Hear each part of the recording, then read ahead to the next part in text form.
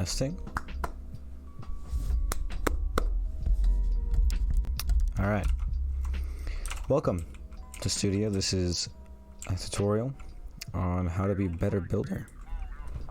Tutorial, we will learn how to not only make better builds, but also how to use smaller increments on your builds. Most people starting with one stud, you want to move that down to at least 0.05. That's what I use in my builds.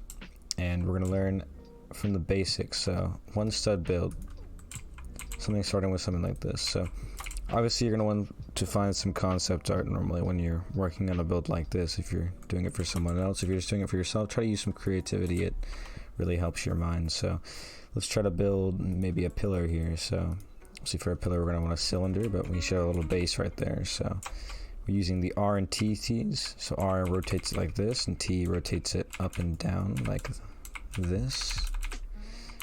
So we're using the R key and T key to get it done like that. So we have a pillar here, and we can get done like this. So obviously it's no color, no texture, anything. It looks pretty bad. So first thing we're gonna do is, try to add some depth to it by adding some more details on it. But we just want to stick with a basic shape for now, something we can go with on the one stud size. So bam.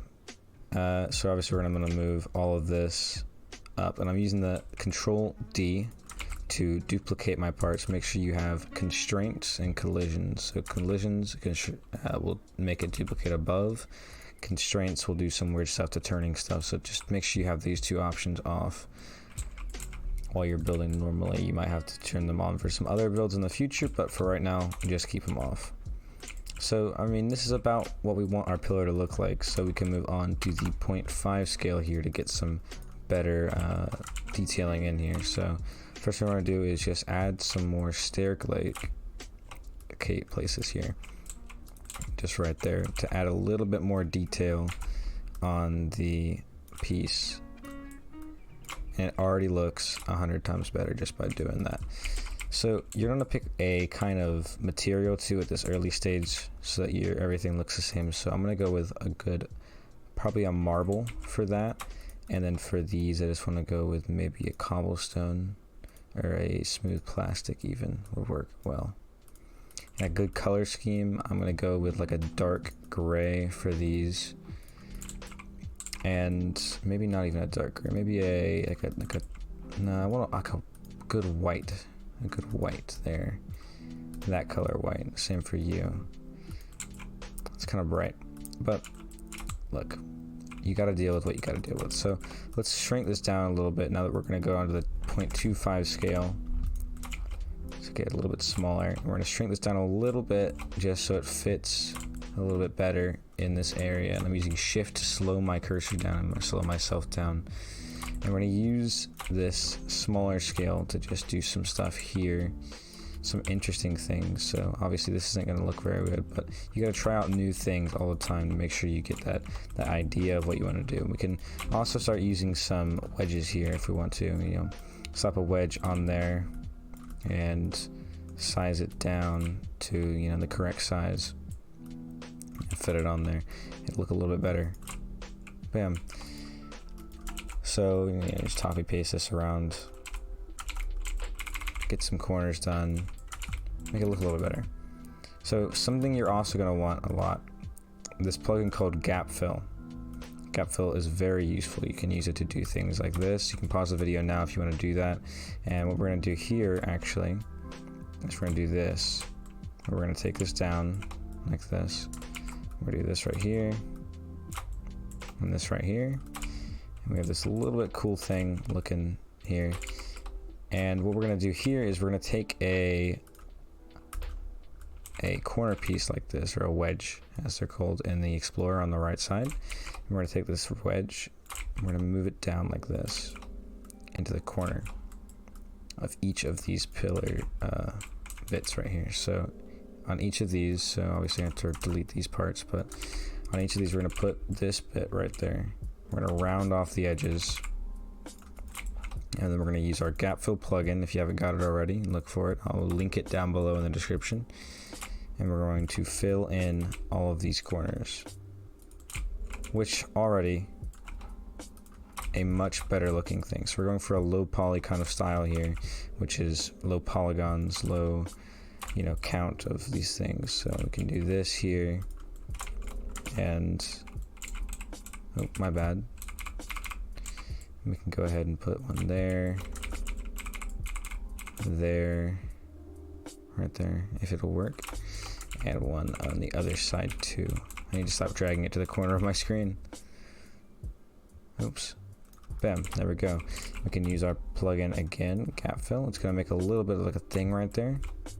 We're gonna use that later for something. Make sure if it's not working like that, I was doing this weird thing, you click negative and you do it instead like that. Oh, and if that's not working, then try doing it from the other side, and that'll work most of the time. One stud thinness and best guess is just the size of the thing. So thinness is what I normally go with when you're not seeing the bottom under it, because underneath it you can kind of see there's a bit of empty space there. So if you're doing a build where they're going to see inside of it, you're not going to want to use thinness. You're going to use one stud or best guess, and a lot of the time you're going to have to scale it up yourself anyways, so just be prepared to do that. And here we're going to use a little bit of a color there and a marble thing there, so there's kind of like a little bit of a texture on that corner there. And so here we've got this pillar with these kind of rounded bottoms, and it doesn't look great. Okay, you're not going to start off making amazing looking things, but you want to start off making things that are going to, you know, be a little bit easier. And here I'm pressing Control Shift G to make a union. Obviously that's not going to work very well here, so I'm going to try it again. And you want to get these parts, these flat parts, the ones that are going to give you a good hitbox. You want to get them first. So if you're selecting a lot of these curved and like weird ass pieces, then it's going to make your hitbox weird. So anyways, we're just duplicating this and we're going to drag it up to the top and put it there. So there we have what looks like an okay pillar. It's not amazing, it's pretty bad even, but it'll get you started if you want to build, I don't know, like a castle or something with a crappy pillar like this. You know, you put them two right there and something. But there. That's general just learning how to do it. We got our gap fill plugin.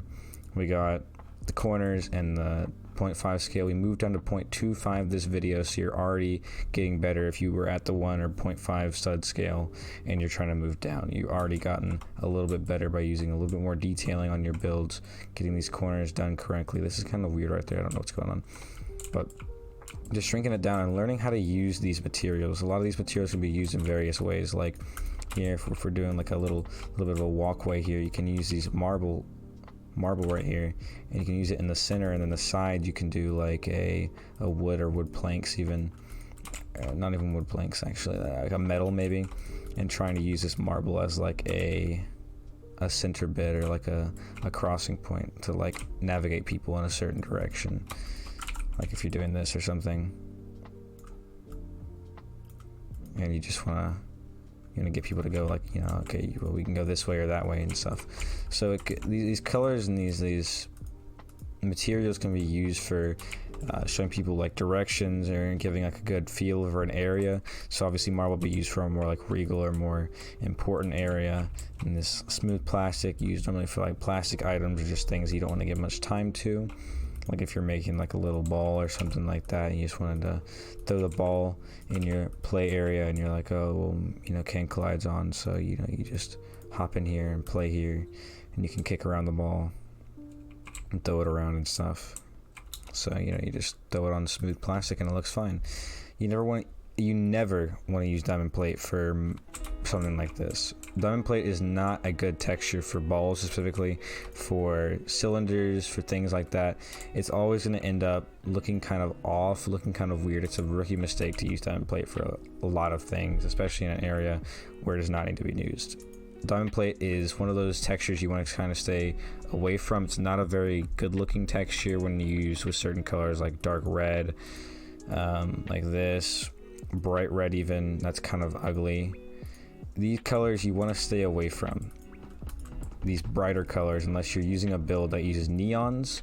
Something with a neon color like that might look good, not in a pillar like this. We're not going to want to use it there, but If you're using maybe like a spaceship, space station, something like that, you can use neon colors. That'll help a lot. Engines on spaceships and stuff, I prefer to use colors like this, kind of a lighter color, easier on the eyes. Even though it's kind of whitish from far away, it's gonna be kind of hard to see that. It gives you like a little pink of a glow, and it makes it look good. So next episode we'll pick up where we left off here on a 0.25 stud scale, and we'll move down hopefully to a 0.125 scale, my bad, 0.125 scale, and we'll start making some better looking things in this here thing.